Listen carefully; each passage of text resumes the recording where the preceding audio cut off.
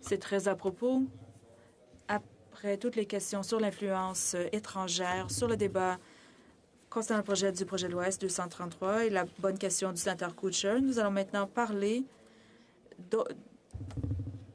d'un autre enjeu d'influence étrangère dans notre système et d'autres. Et bien entendu, il y a plusieurs façons pour les États étrangers d'influencer le discours. Chers collègues, je prends la parole aujourd'hui au sujet du projet de loi S-237 qui modifierait le Code criminel du Canada, établirait un registre des étrangers pour des entités et les individus qui cherchent à influencer la politique canadienne et les institutions et processus démocratiques au Canada au nom des régimes étrangers identifiés. L'ingérence et l'influence étrangère ne sont pas nouvelles, mais avec les progrès de la technologie, le partage de l'information, elles deviennent plus omniprésentes et sont probablement utilisées comme outils par les régimes autoritaires à l'adresse. À cet égard, leur fréquence augmente, ce qui en fait une menace croissante. Les agences de renseignement du Canada mettent en garde depuis longtemps contre cette menace d'influence étrangère malveillante pour notre démocratie et notre société. Plusieurs rapports ont exposé ces avertissements, notamment le rapport public de 2019 du SCRS publié le 20 mai 2020 et le rapport annuel de 2019 du Comité parlementaire de la sécurité nationale et des renseignements. Le rapport de 2019 du SCRS indique que les activités d'espionnage et d'influence étrangère visent des entités canadiennes à l'intérieur et à l'extérieur du pays et constituent des menaces directes pour la sécurité nationale et les intérêts stratégiques du Canada. Il poursuit en mettant en garde contre la vulnérabilité des institutions et processus démocratiques, y compris les élections. En outre, selon une note sur les enjeux préparée pour une comparution devant le comité le 24 mars 2021 par le ministre de la Sécurité Bill Blair, et je cite, « Dans le cadre de son mandat d'enquête sur les menaces à la sécurité du Canada, le SCRS a vu de nombreux cas d'États étrangers ciblant les institutions et des communautés canadiennes. La portée des activités potentielles d'ingérence étrangère peut être vaste et englober un éventail de techniques bien connues des services de renseignement.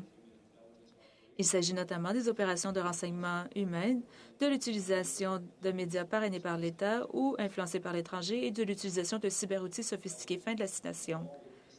Nous avons tous été témoins, beaucoup d'entre nous ont exprimé des inquiétudes quant aux impacts de l'ingérence et de l'influence étrangère sur notre démocratie et notre politique étrangère et intérieure.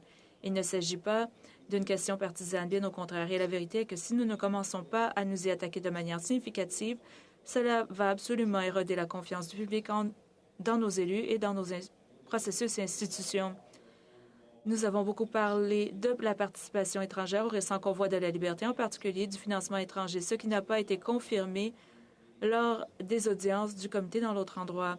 Certains ont aussi exprimé des inquiétudes quant à l'implication et au financement étranger d'autres manifestations, y compris toutes sortes de blocages illégaux au Canada. En laissant de côté les programmes politiques particuliers des différents groupes d'activistes, je sais d'après les tweets et les déclarations publiques de nombre de mes collègues, que la question de l'ingérence et de l'influence étrangère vous préoccupe autant que nous de ce côté-ci de la Chambre. J'espère que cela signifie qu'en plus de votre réflexion toujours réfléchie sur tous les projets de loi présentés au Sénat, je peux également compter sur votre soutien à ce projet de loi particulier car il cherche à remédier à un problème pour lequel nous avons tous exprimé des préoccupations. L'influence étrangère est réelle et elle se produit ici même au Canada. Dans de nombreux cas, elle peut être financière. Dans d'autres cas, elle prend la forme de la désinformation, parfois les deux. Et dans les pires cas, ceux qui agissent au nom des régimes étrangers ont intimidé et menacé des Canadiens et d'autres personnes sur le sol canadien ou menacé leurs proches restés au pays afin de les réduire au silence ou d'influencer leurs actions, y compris leur vote lors de nos élections. Et bien que nous ayons déjà des lois au Canada pour traiter de certains des aspects de ces actions coercitives, comme le renvoi de personnes par l'Agence des services frontaliers du Canada et des pénalités en vertu de la loi électorale, il y a beaucoup plus qui peut et doit être fait. Et non, la réponse n'est pas dans l'érosion de nos libertés et de nos processus et institutions démocratiques. La dernière chose que nous devrions faire pour lutter contre la désinformation étrangère, par exemple, est de limiter la liberté d'expression. Cela ne veut pas dire que nous ne devons pas refuser la diffusion de la propagande étrangère sur nos ondes, comme nous l'avons fait récemment avec le diffuseur russe contrôlé par l'État RT ou Russia Today. Mais c'est une chose très différente que de censurer nos propres citoyens. Nous ne devons pas chercher à imiter les régimes tyranniques contre lesquels nous tentons de nous prémunir en réduisant au silence nos propres citoyens. Et c'est pourquoi j'ai été troublée d'apprendre les commentaires de la ministre des Affaires étrangères, Mélanie Joly, lors d'un comité de la Chambre la semaine dernière, dans lequel elle a témoigné au sujet de la propagande étrangère. Et je cite, « Et notre mandat et le mien en tant que ministre des Affaires étrangères est vraiment de contrer la propagande en ligne. Les entreprises de médias sociaux doivent en faire davantage.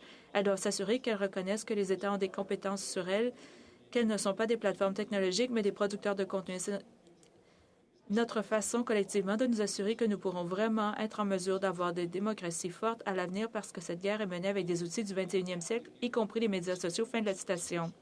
Bien que je sois heureux d'entendre que le gouvernement exprime ses préoccupations à l'égard de l'ingérence étrangère, je suis moins réconforté par les commentaires de la ministre Joly.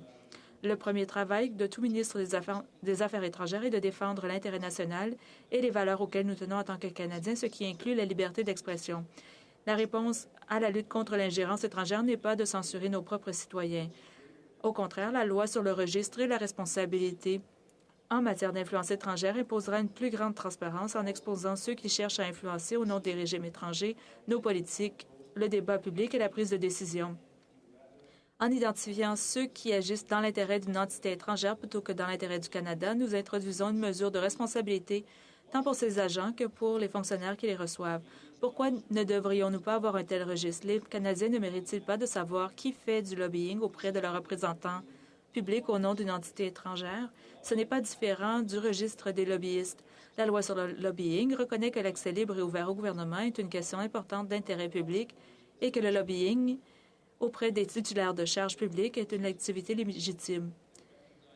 Le registre reconnaît que ce projet de loi n'est pas différent. Il reconnaît que le lobbying exercé par des entités et des individus étrangers est une question d'intérêt public et d'avantage pour le Canada et constitue une activité légitime. Toutefois, la loi sur le lobbying reconnaît également que les Canadiens et même les titulaires de charges publiques eux-mêmes devraient être en mesure de savoir qui se livre à des activités de lobbying et la même chose peut être et doit être dite à propos de ceux qui font du lobbying auprès des titulaires de charges publiques au nom des entités étrangères.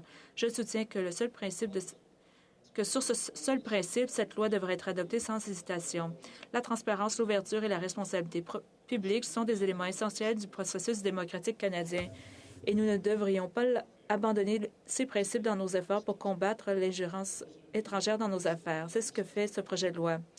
Pour ceux d'entre vous qui ne sont pas convaincus de la nécessité d'un tel registre et pour ceux qui avancent l'argument que cette législation et tout registre de type viseraient ou sont destinés à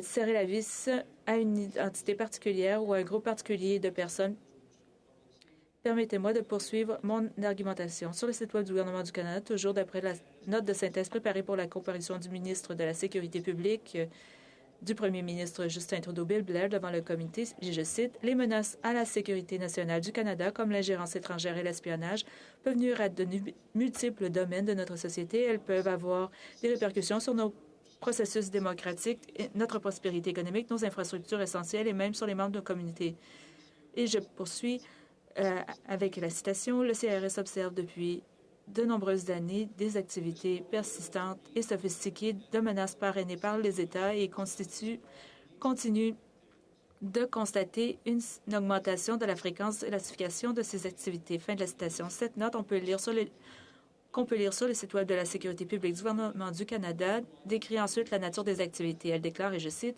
« Le Canada a observé une manipulation de l'information parrainée par l'État et utilisée par certains régimes dans le but de remodeler ou de miner l'ordre international fondé sur les règles. Ces États manipulent l'information, y compris en recourant à la désinformation pour semer le doute, discréditer des réponses démocratiques et éroder la confiance envers la valeur de la démocratie sur les droits de la personne. Il est important de noter que la désinformation venant de n'importe où dans le monde peut avoir des conséquences graves, notamment des menaces à la sécurité des Canadiens, l'érosion de la confiance et autres. Fin de la citation. Honorables collègues, certains de ces propos faisaient référence à notre réponse à la COVID-19, mais le SCRS met également en garde contre la menace de manière plus générale. Et dans le but de contrer l'ingérence étrangère dans les élections fédérales de 2019, le gouvernement a créé un groupe de travail qui surveille les menaces envers nos élections. Le gouvernement est donc préoccupé par l'ingérence électorale. Et il ne suffit pas de s'en préoccuper uniquement lorsqu'on pense que cela affecte négativement le résultat qu'on a choisi. On a beaucoup entendu parler de la collusion présumée de la Russie avec ou en faveur de Donald Trump aux États-Unis. Mais la question de l'ingérence étrangère est beaucoup plus large. Ce à quoi nous sommes confrontés est un défi systémique. Il suffit de voir ce qui s'est passé ici lors de notre dernière élection fédérale avec, entre autres, l'auteur du prédécesseur de ce projet de loi et ancien député, M. Kenny Chu. M. Chu a perdu son siège lors de l'élection de 2021 à cause d'une campagne de désinformation sur son projet de loi. Cette campagne était clairement liée à une puissance étrangère. Dans un article publié en janvier dans la revue Policy Options, Suzy Feng Lee et Benjamin Feng ont noté que les tactiques utilisées contre M. Chu étaient révélatrices d'une ingérence étrangère. Je cite, « Ces tactiques pourraient être déployées contre n'importe quel groupe dans le cadre d'une campagne de formation et de guerre psychologique.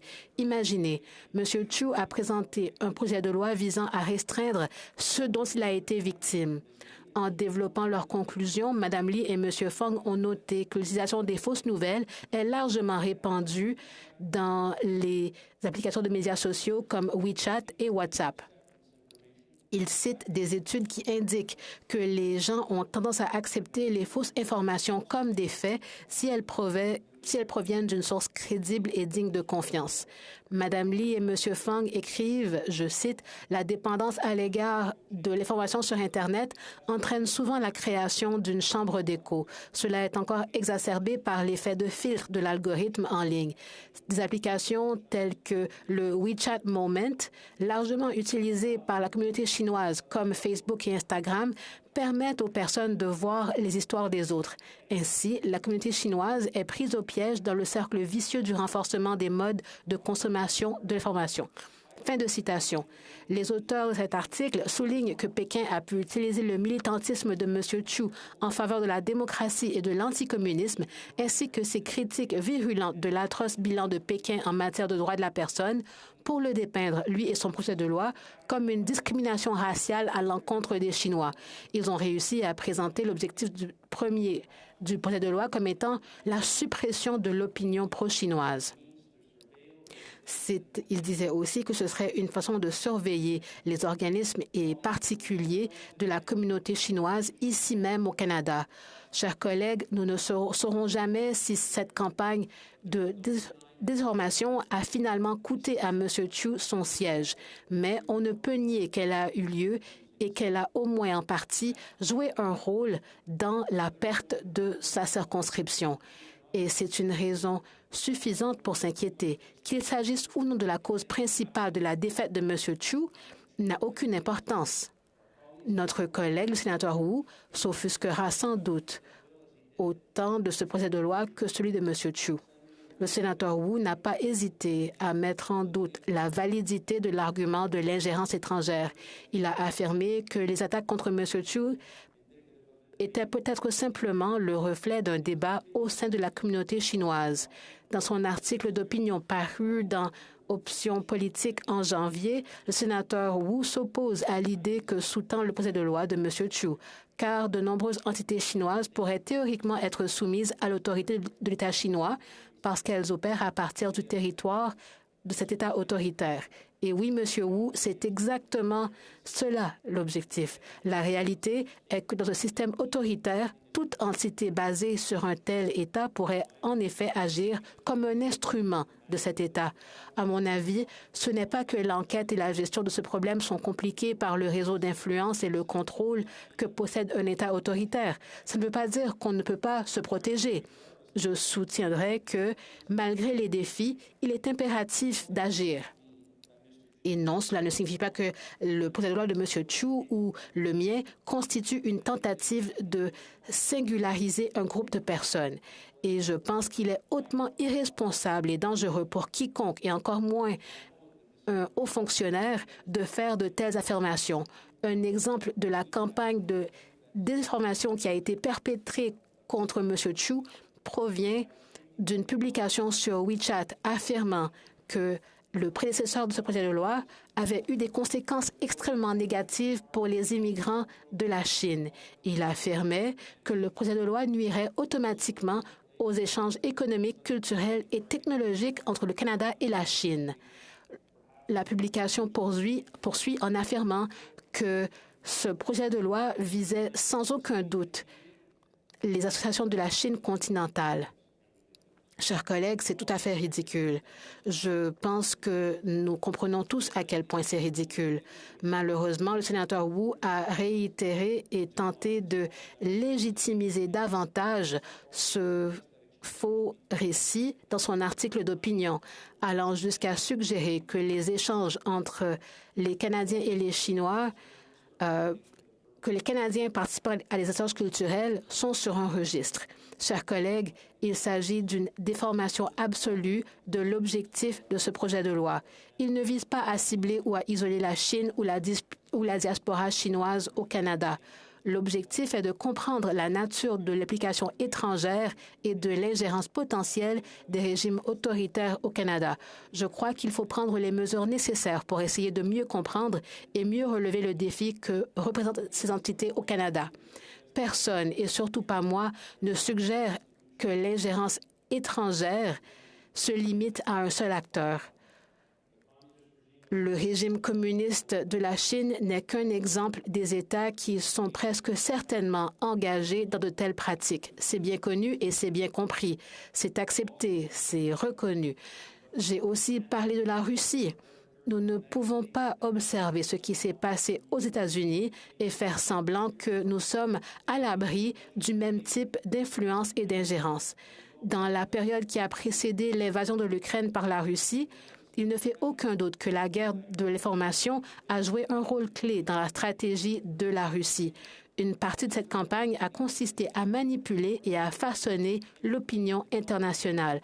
À cet égard, il faut comprendre que l'intervention de la Russie n'a pas commencé en 2022. Elle a commencé des années plus tôt avec la campagne de désinformation parallèle de la Russie. Et si on parle de la Russie, il faut aussi parler de l'Iran. Selon une étude de l'école de communication de l'Université Simon Fraser, la Russie et l'Iran semblent avoir été les plus actifs dans le ciblage du Canada par la désinformation. Le professeur Ahmed Al-Rawi à Simon Fraser fonde ses arguments sur l'analyse qu'il a effectuée de gazouillis identifiés par Twitter provenant d'acteurs étatiques russes et iraniens. Ceux-ci ont été publiés entre 2010 et 2019. Le professeur Al-Rawi qualifie la campagne de désinformation de répétée et systématique. Dans un article du Toronto Star de l'an dernier, parlant de son étude, le professeur Al-Rawi a déclaré qu'il a vu des tweets des trolls iraniens écrits en français liant faussement l'ancien premier ministre Harper à l'État islamique avant l'élection de 2015. Il a aussi vu des trolls russes suggérant faussement que l'homme qui a tué 6 personnes dans une mosquée du Québec en 2017 est innocent. Puis parlons des mimes de Justin Trudeau. Des centaines. Certains sont sexistes et comprennent des images photoshopées du premier ministre portant des foulards associés à des messages islamophobes. Le professeur Al-Rawi appelle cela du micro-ciblage, qui a pour objectif de semer la division dans la société canadienne et de mobiliser certains groupes. Dans certains cas, ces gazouillis promouvaient certaines positions sur les événements qui se passaient à l'extérieur du Canada, y compris dès 2014, lorsque la Russie a annexé la Crimée. Nous continuons à avoir de telles campagnes maintenant liées à la désinformation autour de l'évasion de l'Ukraine. Ce n'est pas une question partisane, c'est une question qui devrait nous préoccuper tous en tant que parlementaires et en tant que Canadiens. Et je ne parle pas seulement de désinformation. Les membres de diverses diasporas ici au Canada ont des preuves anecdotiques de menaces et de tentatives d'intimidation au sein de leur communauté. L'objectif est de dissuader les gens de voter ou de s'exprimer contre un régime ou de militer. Et ici, nous tenons cela pour acquis. Les Canadiens sont souvent menacés, non seulement pour leur sécurité, mais aussi celle de leurs proches restés dans leur pays d'origine. S'ils sont des militants pour les droits de la personne, on leur dit que s'ils continuent à s'exprimer, leurs parents, leurs frères, leurs sœurs, qui sont restés au pays en paieront le prix. Et ce ne sont pas de simples menaces. Souvent, les messages sont livrés ou renforcés avec un appel téléphonique de leurs proches qui vient de recevoir la visite des autorités. Ruquier Turdouche, un militant canadien d'origine ouïghour, a raconté que la police chinoise réalisait des vidéos de leur visite qui pouvaient ensuite être diffusées à leurs proches canadiens. Ils ne sont plus discrets. Et nous l'avons aussi vu avec les menaces contre le directeur de Hong Kong Watch, Benedict Rogers.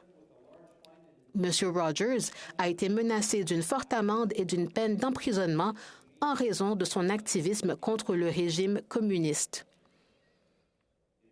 S'ils sont aussi effrontés avec une personne qui a un tel profil, imaginez les tactiques et les menaces qu'ils emploient contre les autres. D'autres pays ont recours à des pratiques similaires. Prenez l'exemple de Javan Soleimani. L'épouse de M. Soleimani faisait partie des 85 citoyens et résidents permanents canadiens qui ont été assassinés par les gardes de la révolution iranienne le 8 janvier 2020 lorsqu'ils ont abattu sans discernement le vol PS-752 d'Ukrainian Airlines. Après avoir dénoncé le meurtre de sa femme et de tant d'autres personnes, M. Soleimani a commencé à recevoir des messages indiquant que les Iraniens étaient au courant de ces activités et qu'ils pouvaient être ciblés n'importe où et qu'ils devaient être prudents. Imaginez faire face à ces menaces sur le territoire canadien. M. Soleimani a signalé les incidents à la police, mais il affirme que rien n'a été fait pour atténuer les craintes croissantes des Canadiens d'origine iranienne.